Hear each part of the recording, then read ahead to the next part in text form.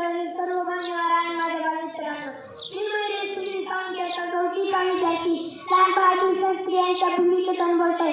माझा जन्म वाराणसी येथे झाला.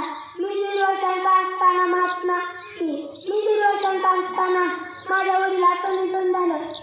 तेव्हा मी आणि माझी आई मिर्झापुरात राहायला गेलो. मिर्झापुरात माझे मामा होते.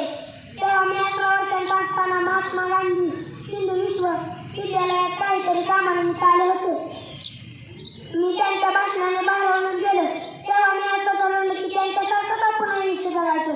जेव्हा मी त्यांच्यासोबत लहान मोठ्या चळवळी उभारल्या, परिवेश सत्याग्रहाचा, जालियनवाला बाग हत्याकांड आणि स्वदेश चळवळी या लहान मोठ्या चळवळीमध्ये मी सक्रिय सहभाग घेतला होता.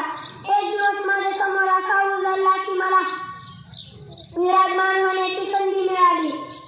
तेव्हा मी असं ठरवलं की माझा शेतकरी राजा वीर जवान जोपर्यंत समाधानी होणार नाही तोपर्यंत मी पण समाधानी होणार नाही.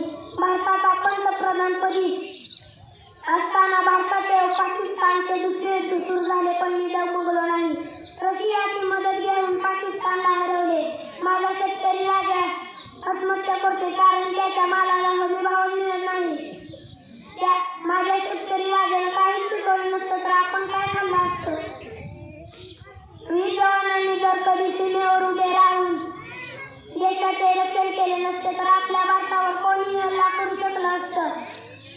म्हणूनच म्हणतो, ज्याच्या जीवावर आपण रात्रीची झोप शांतपणे घेऊ शकतो, आपला जीव मुठीत घेऊन देशाचे रक्षण करू शकतो, असा जवान